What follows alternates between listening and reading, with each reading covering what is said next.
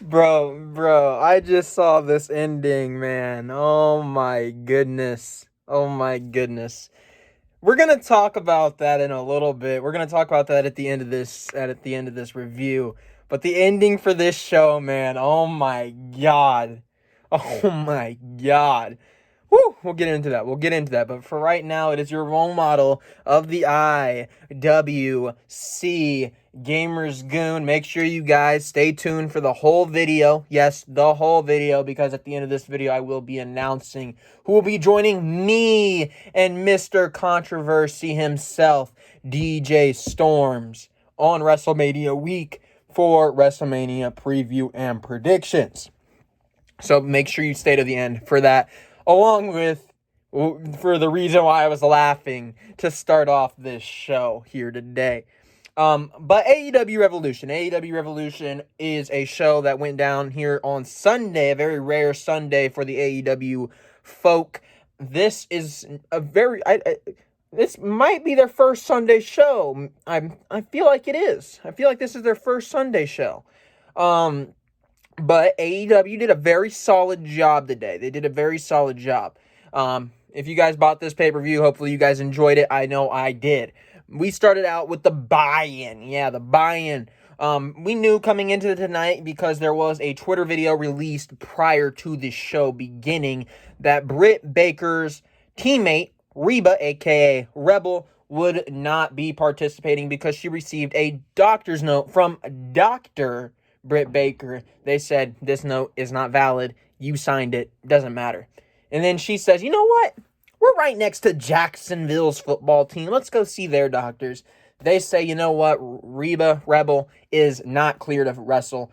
She comes limping in on a crutch, and Britt Baker cuts a promo saying that she now has a new teammate here to go up against Thunder Rosa and Riho in this match. I'm thinking, hey, this is going to be Thea Trinidad. This is going to be Zelina Vega.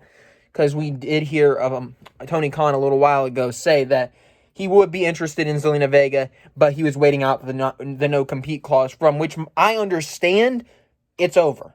So, I don't know what the holdup is there. I would really like to see Zelina Vega make her way on into AEW as Thea Trinidad. That's what I thought was going to happen. That was my guess. Once we heard that Rebel / Reba, whatever you want to call her, was being pulled from this match. However, Britt Baker announces her partner, Maki Ito. Yes, Maki Ito. Maki Ito, I'm sure you guys have seen her. She's 0-2 in AEW technically, but she's very fun to watch. She's very charismatic. To me, she kind of feels like Riho in the beginning, except the character's much more there with Maki Ito. Because if you go back to when I first watched Riho, I believe it was I think it was maybe Fyter Fest, one of their first pay-per-views they had, and Riho was in a 6-women tag team match. That was one of the women that I honed in on in my review, and I was like, this one's gonna be good. I really did enjoy what Riho did then, and I did enjoy what Riho did through her title run for a little bit. It kind of grew old because her size doesn't necessarily match up with everybody else's. But Maki Ito is someone that I think has a lot of potential. She's really fun to watch. Her mannerisms, she gives you, they call her the cutest wrestler. But she's anything but that when you get in the ring. She flips people off. Believe me. She is very fun in her mannerisms. But there is one piece of advice if I had to give to Maki Ito. The one piece of advice I would give to her is she has to be more convincing with her kickouts. Her kickouts weren't looking good. I kept thinking that she just got pinned. But she needs to get those powerful kickouts where she's getting the full shoulder up. I don't want to see this weak little. I want to see it all. I want to see the full kick out. I want to see that you have some power in you. Yeah, you're a smaller person, but come on. Give me a kick out. Give me a kick out. Come on. Come on, Maki Ito. But from what we've seen of Maki Ito, I think she's going to be a big star in AEW. I think they need to get that contract signed as quick as possible. I think she has a bright future within the company if they are able to bring her in full time. But that addresses the Maki Ito situation there. And you already know how much of a fan in this match I am of both Britt Baker and Thunder Rosa. I've sung their praises multiple times. Britt Baker, obviously the role model of the IWC, coming from there, and Thunder Rosa. If you want to go back and watch any of my times reviewing Thunder Rosa's match, I cannot speak highly of her. But they absolutely killed it in this match. Maki Ito, she goes to pick up the momentum in this match when she hits a swinging DDT where she goes, and then she goes for a dive, or a diving, I'm going to butcher this. I think it's the Konkeshi. I think I might have mispronounced that. I'm not 100% sure. But Riho, then she goes for a running knee.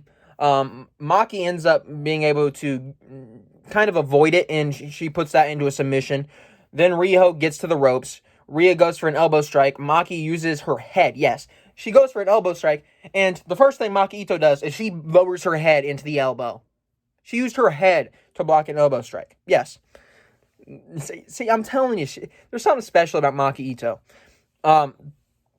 But then we have Britt. She tags herself in. She hits an air raid, which Thunder Rosa ends up breaking up the cover. Then we have Thunder Rosa come in. She hits a Death Valley driver onto Britt Baker. Maki Ito breaks that one up. Riho dives onto Maki Ito. Britt counters Thunder Rosa. She pushes her towards Reba, and Reba uses that crutch that she wasn't limping with, but she had a crutch and faked a limp that she hit Thunder Rosa across the head while the ref had her back turned, and we get to see Britt Baker and Maki Ito win this match. And as they were holding their hands up, we got Britt Baker and Maki Ito both flipping the birds. Both flipping the birds. You'll love to see it. You'll love to see it indeed. So like I said, this match was surprisingly good. I came into this, I said there wasn't much chance that this was going to be anything too special. I was just sitting here, I was like, surely Rosa and Riho win. They're the bigger names. Red Bull and Britt Baker. You have Britt Baker on the other side, but But I feel like Maki Ito is going to be good in the AEW women's division if they can figure out a way to bring her in full time. And I would love to see Maki Ito make a run at the championship. With that being said, I think this was actually a very good buy-in match. I really do. I think this was not the worst match on the night for me, and usually the buy-in is. And that's not to say that they didn't do well or anything like that. They actually delivered in this buy-in, which is good to hear. All right, we start off the main card. We have JR. I want to announce this before anything. JR, early on in the night, he sounded a little sick, so I did write it in my notes. I moved it to the front of my notes, but I said it about halfway through the first match. JR sounded a little sick. I would have just had Taz go on commentary today. I wouldn't even risk the whole COVID crap. I'm going to be honest with you guys. I would have got JR off that commentary booth immediately. But JR, as the night went on, he seemed to be settling down. He seemed not as bad. Hopefully JR is good. Hopefully he's all right. Prayers out to JR. Hopefully he gets whatever he's going through. If he's got the hay fever, if he's got an illness, whatever, or if he just had a strained voice tonight. Hopefully that fixes itself quickly. But we start off the night with Nick and Matt Jackson, the Young Bucks, defending their AEW, I was about to say WWE, AEW Tag Team Championships against Maxwell, Jacob Freeman, and Christopher Jericho. Yes, Chris Jericho Y2J. Matt and Nick Jackson, they waste absolutely no time in this match. They have takedowns early, beating both MJF and Chris Jericho all across the ring and ringside area. That was until MJF and Jericho turned the tables and started throwing them onto the around on the outside. Then we got Nick and Matt both going back in the ring, and we had a dive here onto Y2J and MJF. They were celebrating on the outside because they had the upper hand. They rolled them back in the ring, but they were celebrating too long, and the Young Bucks dove onto them on the outside. Very fast-paced start to the match. Bucks follow the dive up, get them back in the ring, put some sharpshooters on, and at this point, the Bucks have all the momentum in the world. Then we see MJF and Y2J. They finally get some momentum back, once again being arrogant after they get the momentum. So they're celebrating a little bit too prematurely at this point, and once again, cost them. And then in this match too, we had a lot of flipping off. We had a lot of the middle finger. Obviously that's an MJF thing. But Chris Jericho was utilizing it. The Young Bucks were utilizing it and to mock them. But we had Nick Jackson. He had a beautiful Canadian Destroyer in this match. Great sell by MJF. I'm telling you, MJF is one of the most underrated guys in the ring. A lot of people like to compliment his mic work, but I think he's almost as good, if not better, in the ring than what he is on the mic. He is absolutely amazing in the ring, and he's a great seller. But MJF had a great sell and had a very pretty kick out on it. Then we have the Young Bucks. They use a Motor City Machine Gun finish, the one from the top rope, and that's a 2 count. I was like, maybe that's a little hint for the tag team Casino Battle Royale, huh? But the Bucks end up kicking out. Then the Bucks, they end up going for the Meltzer driver, and I don't know what the fuck happened, man. I don't know if it was a botch or if it was just miscommunication or if it was part of the thing. I think it was part of the thing because Jericho played it off perfectly, but they severely fucked up the Meltzer driver. They went for a Meltzer driver, and it was just terrible. I think it was choreographed to look like that. If not, then props to Jericho for making it look smooth, because I don't know what the fuck the Young Bucks were doing. I really don't. But Jericho, he hits the Lion Tamer out of it. Somehow the other Buck tags in. Jericho locks it in on him. Then MJF tags in. He gets a 2 on a backside pin. MJF then catches Matt Jackson into a powerbomb for yet another 2 count. MJF then goes for a roll-up, another close 2. Then we have Wardlow on the outside. He hits Matt Jackson with Floyd, the little bat that Chris Jericho has. And that is followed by a Heat Seeker by MJF, which is a 2 count. At this point, I thought it was 1 there. I was like, oh, here it is. They won. Kicks out. Then the Young Bucks, they both hit crossbody splashes for 2 counts. Jericho tries to go for the Judas effect, and it ends up hitting Wardlow. Then Nick Jackson tries to roll him up. That is a 2. Jericho goes for a lion salt which gets he gets hit with a super kick. Then that's followed with the BTE trigger from the Young Bucks. MJF breaks up the pin. The Bucks trade super kicks on MJF, then to Chris Jericho. And the Bucks then hit a Meltzer driver onto Chris Jericho, and they win. This match was absolutely amazing. A lot of people, I think, had a general consensus that MJF and Chris Jericho should have won. I thought they should. I'm not even going to go about that. This was an amazing match. I think that was the general consensus from a lot of people, that this was a very good match. Like I've been saying, MJF is one of the most underrated and one of the best in-ring performers that AEW has. If you want to say MJF is just a mic guy, I understand, because he is very good on the mic, but you got to watch his wrestling matches. This man is very, very good. The Young Bucks, they are amazing too. And then you got Chris Jericho, who in himself is just an amazing guy whatsoever. And it ended up being a great match. It ended up being a very good match to start off the main card here on AEW Revolution. Hold up while I get a sip of the water.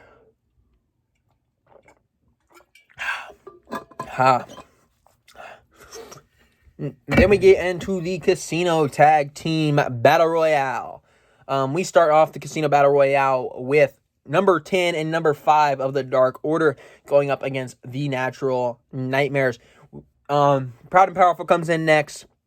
5 is eliminated. Your whole team must be eliminated. So 5 being eliminated did not eliminate Preston Vance from this match. Then we have the Sydal brothers come in. Then we had Stu Grayson and Evil Uno come in from the Dark Order. Mike Sydal at this point gets eliminated. We had the Gun Club come on in. Then Matt Sydal ended up getting eliminated. Their team's done for the night. Then we had Peter Avalon and Cesar Bononi coming on in. Then we had the Varsity Blondes come on in. Then we had Peter Avalon get eliminated. QT Marshall eliminates the Gun Club. He has a little altercation with Dustin Rhodes because they're kind of, the Gun Club and the Natural Nightmares work together. And QT tries explaining, hey, they're on a different team. Dustin's like, no, you don't do that. QT Marshall eliminates himself from the match, just walks out. Then we see Bear Country. These guys are going to be good. I liked what I saw. They come in next. Stu Grayson eliminated. Jurassic Express comes on out. Ortiz of Proud and Powerful gets eliminated. Luchasaurus then eliminates Cesar Bononi and Griff Garrison. Jungle Boy eliminates Santana. So Proud and Powerful is out of this match. And I honestly thought Proud and Powerful really had a shot to win this thing. And Evil Luna also got eliminated by Jungle Boy. Butcher and the Blade then came out. Or my bad. Evil Luna, I don't believe, got eliminated by him. I believe Evil Luna got eliminated by Jack Evans. No, Jack Evans was the next one. Butcher and the Blade then came out. The Dark Order was fully eliminated by Jack Evans, who wasn't even in the match. Then we had Dustin get eliminated. Private Party then came out. SCU followed. Bear Country got eliminated. Bear Country eliminated Luchasaurus. The Butcher then eliminated the Bear Country. Death Triangle, Pack, and Phoenix came out. Then we had Blade and Mark Quinn both get eliminated. Alex Reynolds and John Silver came on out for the Dark Order. And then Isaiah Cassidy got eliminated. The Butcher got eliminated. The final four was Jungle Boy, SCU, Death Triangle, and the Dark Order. Christopher Daniels was eliminated. Then Alex Reynolds was eliminated. Then Frankie Kazarian was eliminated. So it is now Rey Fenix and Pock versus Jungle Boy and John Silver. Johnny Hungy. Yes, sir. John Silver barely hangs on to stay in the match. They try to get him out a few times. He goes face-to-face with Pock. Silver tries to hang. He goes for a kick on Pock. Pock hits a German suplex. Silver hangs onto the ropes yet again. Ray hits a kick, and now it is just Jungle Boy versus the Death Triangle, Pac, and Rey Fenix. Jungle Boy, he pulls the ropes, and Pac ends up going flying out. And so it is just now Rey Fenix and Jungle Boy. I'm thinking maybe Jungle Boy does this. Maybe he wins. Maybe Jungle Boy does it against all the odds, and that would be a shock. Ray, he went to a dive onto the outside, onto Jungle Boy, which was through the middle ropes. Jungle Boy slid through the bottom ropes. They come back in, hits a super kick. Jungle Boy hits a Poison Rana. Rey Fenix kicks Jungle Boy and then hits a clothesline onto Jungle Boy and the Death Triangle. Rey Fenix and Pac end up winning, and they will be facing the tag team champions in the future. I don't know when that it will be. I don't know if it is at this week's Dynamite. I don't know, but they will be the next in line for that AEW championship match. Or tag team championship match. And then we got into Hikaru Sida defending her AEW Women's Championship versus Ryo Mizunami. So we started this match off very well. We did. We started off with a sign of respect here from Hikaru Shida to Ryo Mizunami. But Ryo Mizunami tries to get a cheap shot in early. Shida saw it coming. Mizunami throws Shida into the crowd early on. Shida plants Mizunami on the entrance ramp for a 6 count. Then we had Shida hit a suplex off the top rope for a 2 count. Then we tried a big elbow drop from Hikaru Shida to knock Mizunami down. Mizunami got up and hit some headbutts onto Shida. Shida followed that with knees. Mizunami hit a clothesline, then a spike driver. Shida then hit that with a running knee. Mizunami followed that with a clothesline and another knee, and both are just laying down and out to a standing ovation. They get back up, they trade strikes again. They're both laughing and smiling during all of this. Mizunami knocks Shida to the ground, then picks her up for a Uranagi. Then hits a spear afterwards, goes up for the guillotine leg drop, hits it, and it is a 2 count. Hikaru Shida then followed that up with a knee and then an enziguri. Mizunami got up and hit a clothesline to follow and picks up Shida afterwards, but Shida ends up countering that into a Falcon Arrow. She then hits a knee strike to the back of the head of Mizunami and then follows that with a Falcon Arrow yet again for another 2 count. Mizunami then follows that with a clothesline. Shida then hits a running knee, she then pokes the eyes of Ryo Mizunami and goes for an inside cradle, which is a 2 count.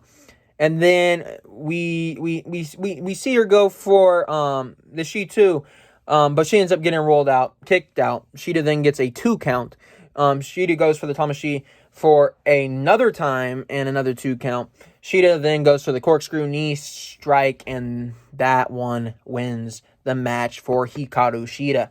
Very solid match. I thought this match was probably going to be just okay. I didn't expect much out of it. But they definitely did put on a very good match between the two women. But the one complaint I do have about this match is, yes, Ryo Mizunami did have a shot to win. There was opportunities for her to win. Yes, she had a few close counts, but I never really thought she was a legit competitor. And I think that goes up into the build. I think you need to do the build and make Ryo Mizunami. Yeah, she had the 10-year thing where she said that Hikaru Shida would never beat her. But you got to build her up in a different way than that. I don't know how you do it, but you needed to do something else. So I don't know what to tell you about that one. But after the match, we have Nyla Rose come on in to attack both women after the match. Then we have Britt Baker and Maki Ito. They both came out, and I'm like, oh, they're coming for the save to stop Nyla. But then they start beating up on Shida and Ryo Mizunami. Reba hits Shida with the crutch. Thunder Rosa comes out and saves them, and that is how we end it. I assume we will probably get a match on Dynamite this Wednesday. But I'm not going to complain. Maki Ito and Hikaru Shida. Just throwing that out there. Just throwing that out there, Tony. If you're listening, Tony. If you're listening. You know Double or Nothing. It's 10 days after my birthday, Tony. Tony. You might want to book that match. Just saying. Just saying. Next, we see Miro and Kip Sabian in the back. And they are beating the ever-living shit out of the best friends, Chuck and ya boy, Orange Cassidy. They drag Chuck on out to the ring. Miro says, come on, Charles. Real name Charles, whatever. He said, you could have came with us to the moon, Charles. But you said no. He says, I'll give you another opportunity. What do you say, Charles? Chuck grabs the mic. He says, I say ring the damn bell. Gets up, slaps Miro. Miro then just at this point starts beating the shit out of Chucky T. Felt bad for him. Kip Sabian and Miro just at this point start teaming up on him. Chuck gets a knee up to stop Kip, but there he goes for the tag. Nobody's there. We start seeing Orange Cassidy limp out towards the ring, but he can't even make it all the way down. But Miro starts walking towards him. He does the kick up thing, hits an orange punch on Miro, and I'm like, oh shit, here he goes. Chuck tags him in. Orange Cassidy does the tope suicida, then hits a diving DDT afterwards for a 2 count on Kip. The best friends then hit a beach break onto Kip, and Chuck hits a pile driver, and Miro comes in and breaks that up. Orange Cassidy and Miro then have a stare down, and Orange Cassidy hits a stun dog millionaire, and then follows that with an orange punch onto Miro. Then we have Miro get up and push Orange Cassidy and Penelope forward. Kip Sabian obviously wants to go check on his wife. So he turns that around into a roundhouse kick. He hits a high boot. Chuck hits a high boot onto Miro. But Miro basically no-sells it, hits one back. Miro tags himself in because obviously Kip Sabian has to go look at his, make sure his wife is okay. He tags himself in. He grabs Kip, throws him in the ring, tags him. Kip goes back out to check on Penelope Ford. And he almost gets rolled up, but he doesn't. He ends up hitting a roundhouse kick, and Miro then walks in. I don't know what they call it in the AEW. I'm going to be honest. But what was the accolade in the WWE? He locked that in, and Chuck ends up tapping out. And then afterwards, he's just sitting there being a beast that he is. Next. Or, not next. But that was a very solid match. But I'm going to say one thing. They need to move on from whatever this Kip Sabian Miro stuff is. They need to. They need to send Miro his separate way. They need to see Kip Sabian his separate way. I like Kip Sabian as a solo guy. I like Miro as a solo guy. I've sung Miro's praises millions of times. Miro needs to be on his own. I don't care what happens to Kip Sabian. I love Kip Sabian, but you got to move on. You got to move on. If that is at the expense of Kip Sabian, you got to move on, because Miro is too good to be sitting around in a tag team like this that is not going to amount to anything. He is too good. Move on. Get it over with. Get it over with. It wasn't a bad match. It's just not what he needs to be doing. Get it over with. Get it over with.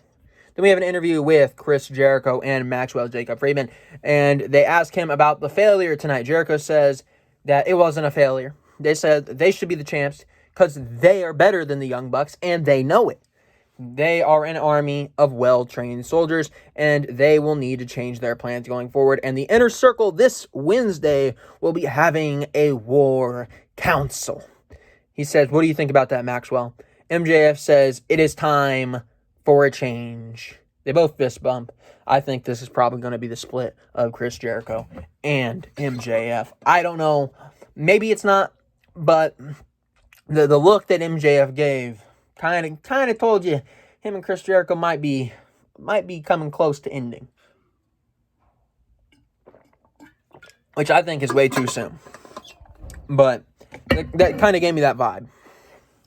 Then we got into the big money match. The big money match where the winner would earn the first quarter earnings of the other guy. We had Adam Hangman Page versus Big Match Hardy. Big Match Matt. Big Money Matt. Hangman. Early on, he has all the momentum. But Matt ends up targeting the right arm of Hangman. The arm that he uses to hit the buckshot lariat. Matt, at this point, he bites the fingers of Hangman Adam Page. Hangman starts getting some momentum back. He goes for a crucifix pin. But he doesn't end up getting it. Then he follows that up with the Death Valley Driver. Gives him a 2 count. Hangman starts favoring that arm, man. At this point, I'm like, oh, Matt's going to exploit that, isn't he? He's going to exploit that. He eats a Twist of Fate on the outside, and he gets out. He's on the outside when he eats it, and he gets back in the ring at a 9 count. Hardy goes back on the attack, wastes no time. He goes for a suplex from the middle rope, and he hits it. Kick out at 2 from Adam Hangman Page. Then they trade clotheslines. Hangman hit a clothesline to the outside. Hangman followed that up with a moonsault and rolls Hardy back into the ring. Adam Hangman Page follows that with a crossbody for a 2 count. Adam Hangman Page looks for Deadeye. He does not get it. Matt Hardy goes for a middle rope move. Hangman stops him. Hardy slides under Hangman. While he's doing that, hits a BT bomb. And Hangman then follows that up, hits a Deadeye out of nowhere. Private Party distracts the refs, buying time for Matt Hardy. Once again, Private Party try to interrupt again during this match. After the attention kind of went away from them, they try to interrupt again. Page goes for a buckshot. Hardy hits a side effect and a Twist of Fate for a 2 count. I was like, dang, he almost got it.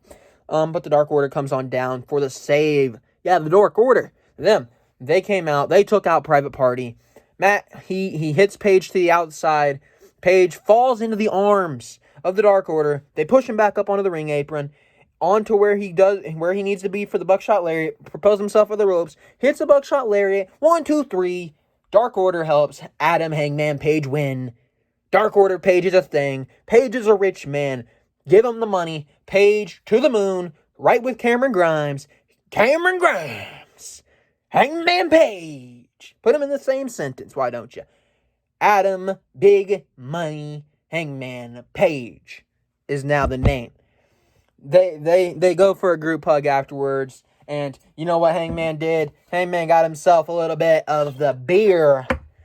They handed him some beer. Colt Cabana did. He had to drink some. Just like I'm drinking some water here.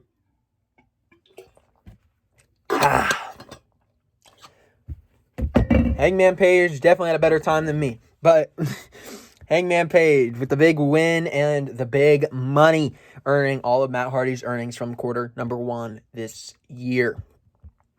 Then we got into the ladder match. There we go.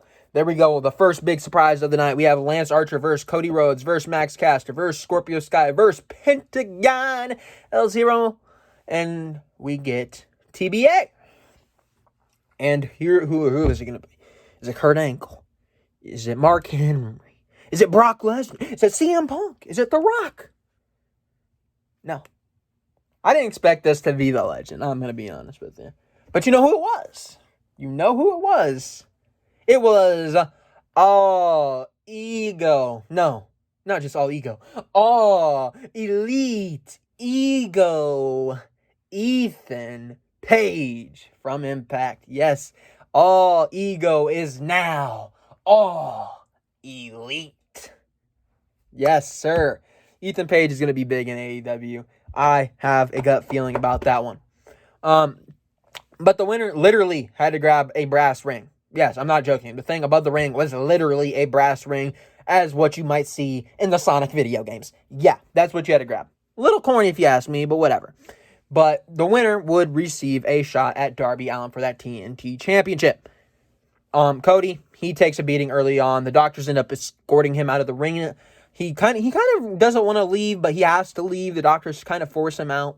And then we look back in the ring. Everybody's on the ladder scrapping for that brass ring. Scorpio Sky gets a hand on the brass ring pretty early. Pentagon says no. Then we get Scorpio Sky and Pentagon both climbing. And Sky ends up hitting a neck breaker onto Pentagon. Page and Caster are now on the ladder. Caster hits a nice power bomb over the back of Ethan Page. Scorpio Sky and Archer are now on a ladder. Scorpio Sky is on a ladder. Archer pulls Scorpio Sky off the ladder and hits a rising knee, and Sky falls onto a ladder on the outside. Pentagon then kicks Archer. Then Ethan Page comes in, and he throws Max Caster onto Ethan Page.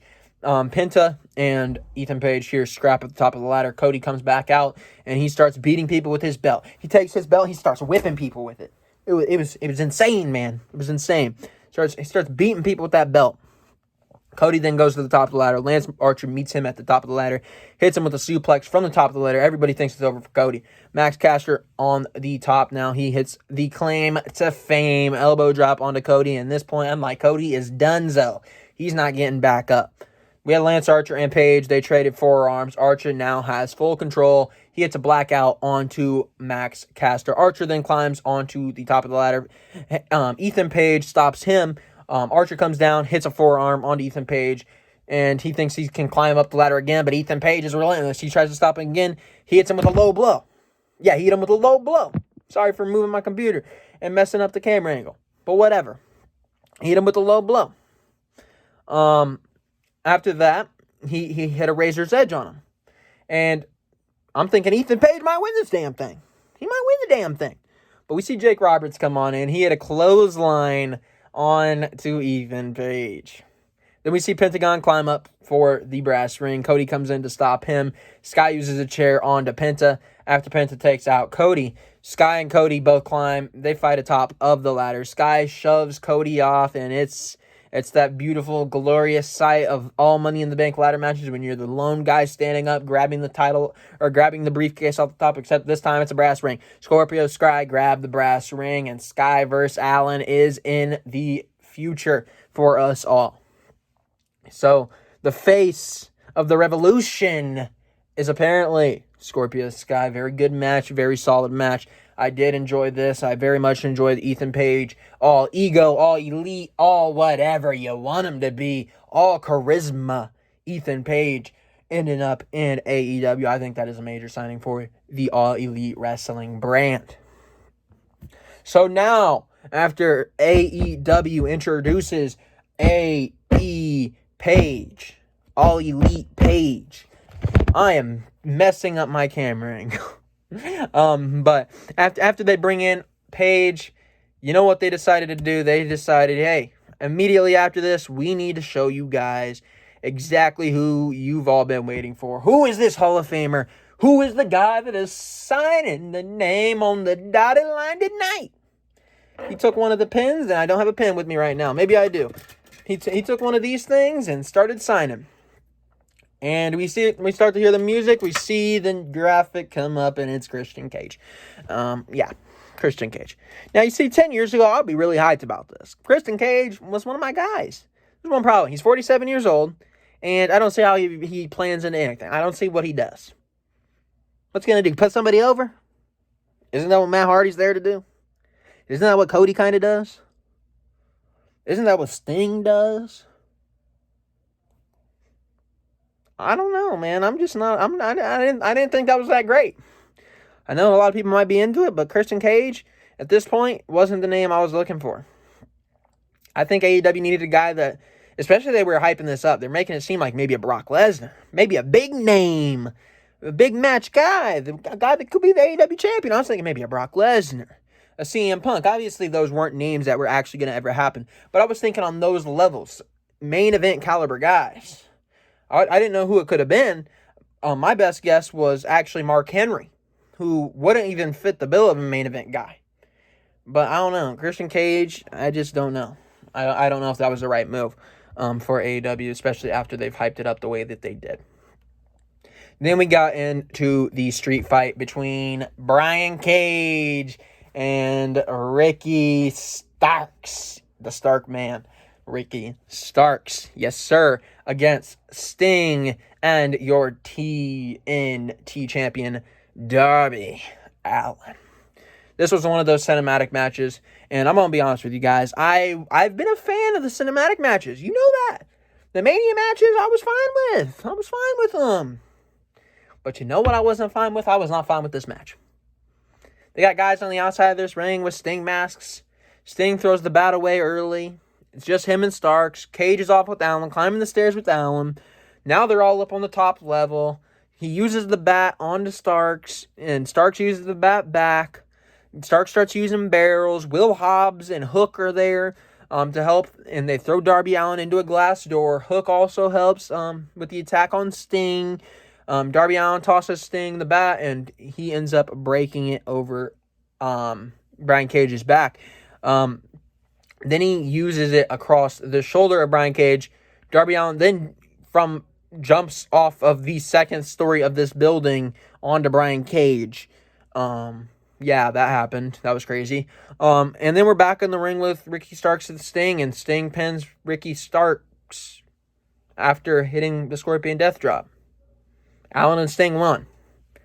I don't know, man. A lot of people were hyping this matchup on Twitter. I think I don't know what I was missing. I really don't. I don't want to say this was a bad match because a lot of people seem to enjoy this match. I think it might have just been I was not feeling it. I don't know what was happening during this match. I just wasn't into it. This was not my match. You're entitled to your own opinions, but I'm not saying you're dumb or anything if you didn't like this match. But it wasn't a match that I particularly enjoyed. I actually didn't. I'm going to be honest with you. I was watching this match and I was like, surely I go on Twitter and everybody's shitting on this thing because it's not that great. And apparently I was in the wrong today. I was in the wrong. A lot of people enjoyed that. I did not enjoy this match. To be honest with you guys, I was not a fan. Talk about not a fan. I was a big fan of this barbed wire death match between Kenny Omega and Jonathan John Moxley. I can't do it. I really can't. I tried it last time and I can't do it last time. I couldn't do it this time. I just need to stop. You know what? Just get Justin Roberts on let's get Justin Roberts on this show to do it. God dang, man. Woo. But yeah, barbed wire death match. Exploding barbed wire death match. We had barbed wire all around the ring, except for one side. It will blow up after 30 minutes. There's barbed wire, bats, there's trash cans, there's kendo sticks, there's weapons everywhere. Early on, Mox, he went into the barbed wire, and there was the explosions were weird. There was like a powder explosion when they ran into it. Powder went all over him. Omega used a kendo stick on him. At this point, Moxley's all bloodied up. Like blood just streaming down the face of Moxley. From the barbed wire table. Moxley then finally gets Kenny pushed into the explosion thing and drop kicks him into it again. So he gets 2 explosions. Moxley then gives a side slam onto Kenny Omega onto a chair which has barbed wire wrapped all around it. Moxley grabs the barbed wire and wraps it on his arm. He goes for the little arm, little clothesline onto Kenny. Kenny tries to stop it, but Mox hits him anyways. Kenny hits a Snapdragon to follow, and then another V-trigger, but Moxley follows that with a clothesline. Moxley goes for a paradigm shift, but Kenny Omega pushes him to it, to the explosion thing.